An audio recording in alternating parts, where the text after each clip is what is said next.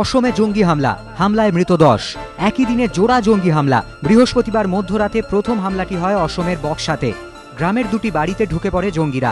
এলোপাথারি গুলি চালিয়ে খুন করে 2 মহিলা সহ 3 জনকে। আহত হয় 2 কিশোরী। পুলিশের সন্দেহ national Democratic front of Bodoland বা এনডিএফবি সংগঠনের সঙ্গে যুক্ত দুষ্কৃতীরা এই হামলা চালায়।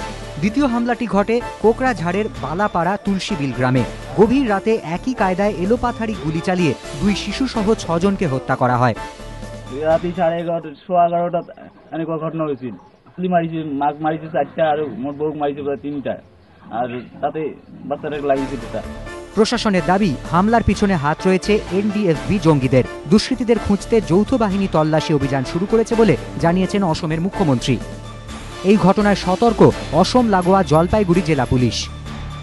ওদের কোনো রিপারকেশন আমাদের জেলায় আমাদের স্টেটে না পড়ে, তো সেই জন্য ওইখানে আমরা একটু পেট্রোলিং অলরেডি বাড়ানো হয়ে গেছে এট অল দি প্লেসেস যেখানে আমাদের বর্ডার পড়ছে, আমাদের জলপাইগুড়ি জেলার বর্ডার পড়ছে।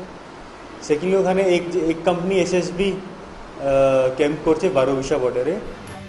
সম্প্রতি প্রশাসনের জঙ্গি দমন অভিযানে মৃত্যু হয়েছে বেশ কয়েকজন এনডিএফবি জঙ্গির। অসম পুলিশের অনুমান, এর বদলা নিতেই জঙ্গিদের পাল্টা হামলা। ঘটনার পর অসম সরকারের কাছে রিপোর্ট তলব করেছে কেন্দ্রীয় স্বরাষ্ট্র মন্ত্রক। রাজা চট্টোপাধ্যায়, এবিপি আনন্দ।